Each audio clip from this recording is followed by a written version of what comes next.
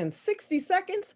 I'm your host, Connie Cronus, and with me, as always, is my co-host, Gus Firefly. Tonight, we follow the strange tale emerging from the little town of Bethlehem in Judea.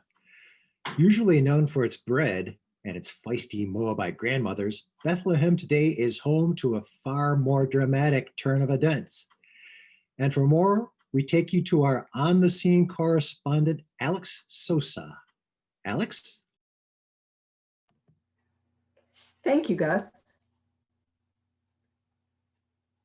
With me is the person who started it all, the hotel manager of the Holiday Inn on Manger Square behind me, Linda Smith. Ma'am, can you tell us maybe what happened? I know what people are saying, but I just want everyone to remember that I'm a victim too. Ma'am? I am. I mean, I try to run this hotel in a decent way, and it's not easy these days. What with the competition from all those other inns in town and then President Herod, what do you think?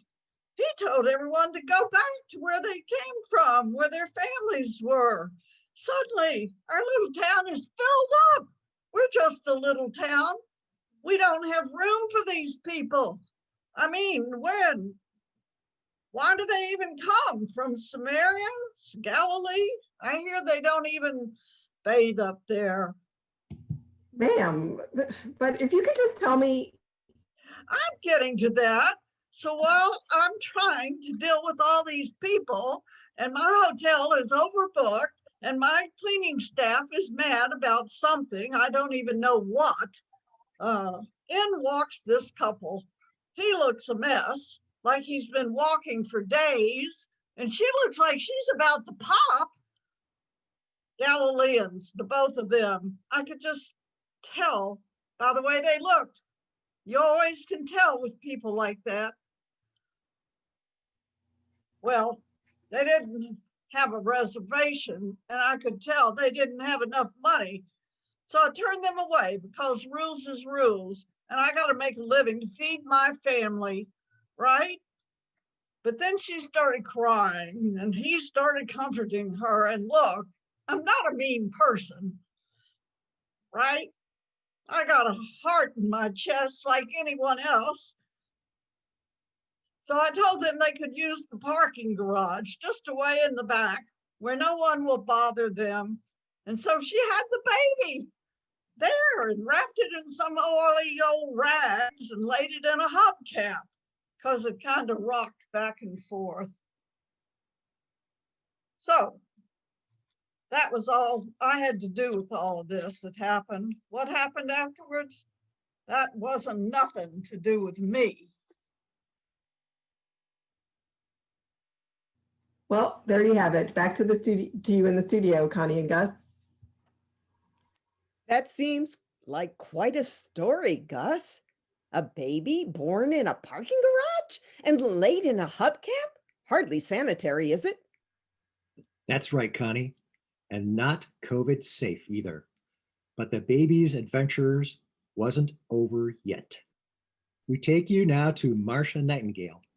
Marcia? Thanks, Gus. I'm here with a group of rideshare and delivery drivers who claim to have had a miraculous experience. Can you explain what happened? Yes. Hi. My name is Chester, and I work as a driver for various rideshare and food delivery organizations around the Bethlehem metro area with these compatriots right here. So we're all hanging out at Walmart waiting for the call to deliver something or pick someone up because it's the pandemic and we're essential workers. We're on our phones when suddenly all at once, man, our timeline started to sync up and we saw the same memes. And then we heard angels singing and the most amazing music coming from everywhere around us. And a voice said super loud, clearly so we could hear it, "Hey, you, good news, get happy, y'all. There's a baby born tonight. That's definitely good news for like you specifically, but also for everyone else on earth. Whoa, whoa, yay for God. And like, I know that sounds crazy, but like we all heard it. We heard the same thing, like, there's a baby, which is some good news, and that stuff. The voice also said the baby was in a parking garage, lying in a hubcap, which I don't want to judge, but that doesn't seem to be okay for a baby. So what did you do after that? Right, yes. So we like put our apps on pause because we are responsible workers, and we headed out to find the baby that the voice talked about and maybe take him some clothes or a blankie. Finally, we found him and his mom and dad by the Holiday Inn, run by this kind of crabby lady. And everything was just like the voice had said, hubcap and everything. How did his parents seem to you? They seem nice, but tired, you know? Like, I have some baby sisters, and so my mom is always tired, and his mom looked like that. But they also seem to like the presents we brought them, even if it wasn't a lot. What did you bring them? We brought them some Target gift cards and undelivered pizza. It wasn't a lot, but it was what we had. Nick over there, he tried to bring a drunk tourist, but that dude ran off. He was so fast. What did you think of the baby? I don't know, man. I like babies, and I've been around before, but this one, he just looked at me and grinned, and I felt like everything was going to be okay. Well, there you have it. Uh, Gus, Connie, back to you. Connie, I feel like this story is getting stranger and stranger. We started with a parking garage, and now we have Uber drivers. Well, get ready because next we go to Rusty Muhammad, who is with the president's former personal lawyer and associate for an exclusive interview. Rusty? Thank you, Connie. I'm here today in Washington to speak with Balthasar C. Clovis, the former personal attorney to President Herod, about a strange mission he was tasked with on behalf of, he claims, President Herod himself. That's right, Rusty. As you know, I was the personal attorney to the president. I represented him in anything he wanted done. I studied the markets. I watched the news. I kept my eye on the little ticker tape on the bottom of the TV screen to protect his interests.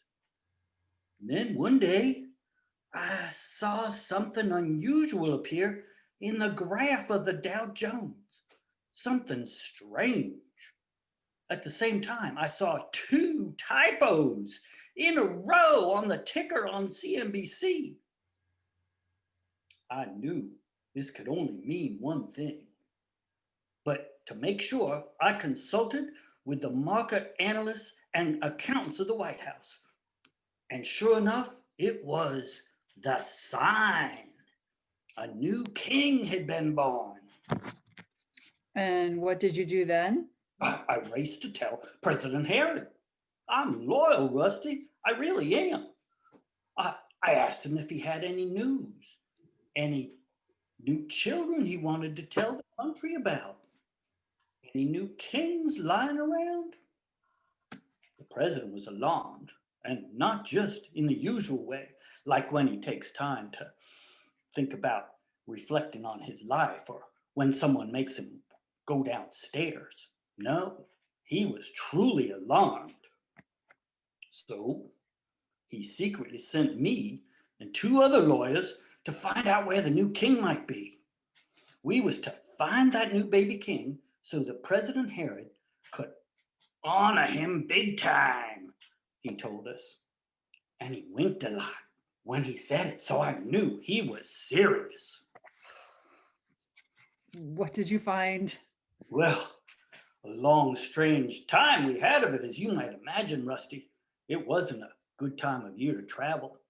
We searched everywhere. Finally, I hired a great market analyst to decipher the signs in the Dow and in the NASDAQ. And that was how we learned that the baby was in a parking garage in Bethlehem in Judea. Of all places, I mean, a baby in a parking garage? Might as well be in a barn. How is that hygienic? So you found the baby? Oh, yes, we did. We found the baby with his parents, Maria and Joe something or other. Great kids. We stayed with them a couple of days, in the Holiday Inn, mind you. By that time, not in the parking garage, they had already moved into the hotel itself. Now, I pulled a few strings so as they'd owe me. That's how we do things, you see. And did you tell the president about the baby? Well, you see, that's the thing. The more time I spent with that baby and his folks, the more I wondered about the president and what I was doing working for him, you know? You ever have an experience that just makes you question everything you've been doing with your life? So no, I didn't tell the president. He was winking a whole lot, you know? And he doesn't have a good track record with kids, the president. I just had a bad feeling. So before we went, I pulled Joe aside and I told him, listen, I don't know exactly what's going on, but I got a bad feeling. And if I was you, I'd get out of town. I wish I could have done more. Me and the boys, we gave him offerings of legal pads and briefcases and red tape. But you know, that won't get you too far on the road. And that was it? So that was it. I don't know where they are now. I heard they crossed the border into Egypt. I hope so.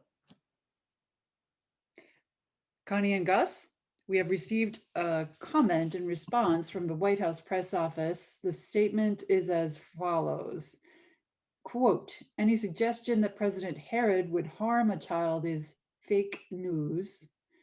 President Herod loves children, all the children of the world. President Herod doesn't even know who Balthasar C. Clovis is and denies he was employed as his personal lawyer.